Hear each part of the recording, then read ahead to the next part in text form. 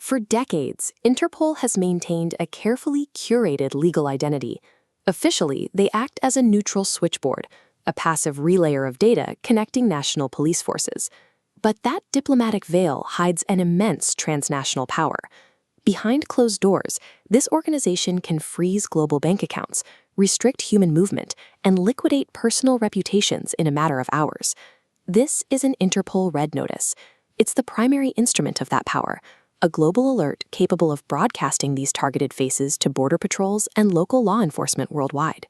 By operating with the culture of a security service while claiming the neutrality of a simple database operator, Interpol manages to escape the rigorous judicial review and democratic accountability demanded from actual law enforcement. This lack of independent oversight has created a massive vulnerability.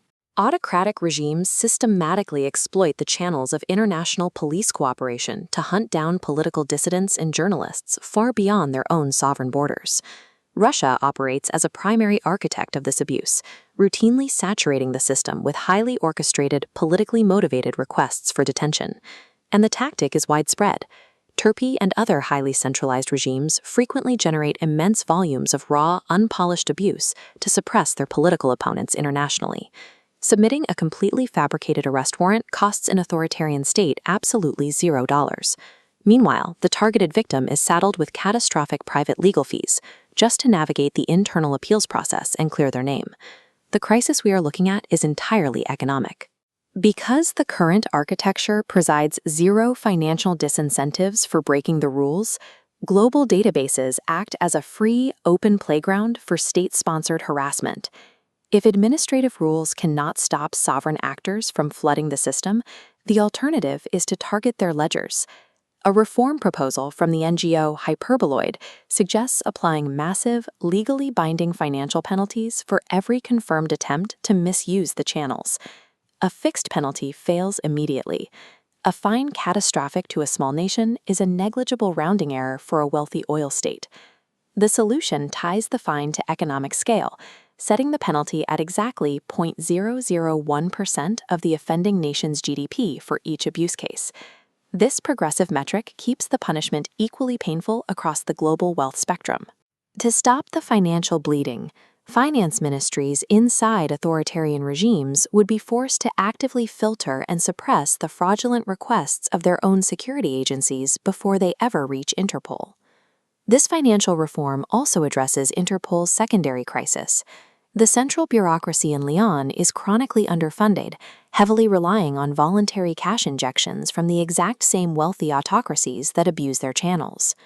Relying on shadow sponsorship creates a toxic environment of institutional appeasement.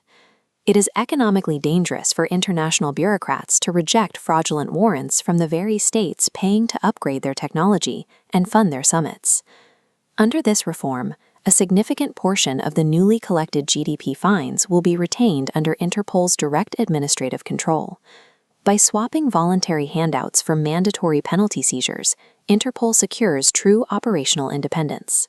They gain an independent infrastructure budget, the freedom to enforce international law without ever compromising with their donors.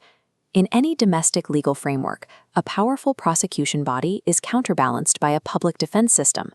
On the international stage, that balance is entirely missing. When a person is targeted by an abusive notice, they stand completely isolated against the combined weight of a sovereign state and a closed global police network. This is where the bulk of the GDP fines will be directed.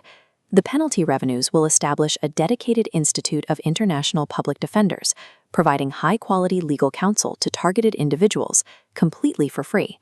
It creates an ironclad, self-regulating ecosystem. The exact states attempting to corrupt the law enforcement channels are legally forced to underwrite the costs of the lawyers defending their victims. As abuse scales up, the defense fund expands right alongside it. The result is a clean sweep for legitimate stakeholders. Interpol achieves total financial autonomy, democratic member states see the databases purged of corruption, and targeted victims get immediate, funded legal protection. We transform political persecution from a zero-cost bureaucratic exercise into an expensive diplomatic liability. By engineering the right financial incentives, the international community can permanently bankrupt the weaponization of global justice.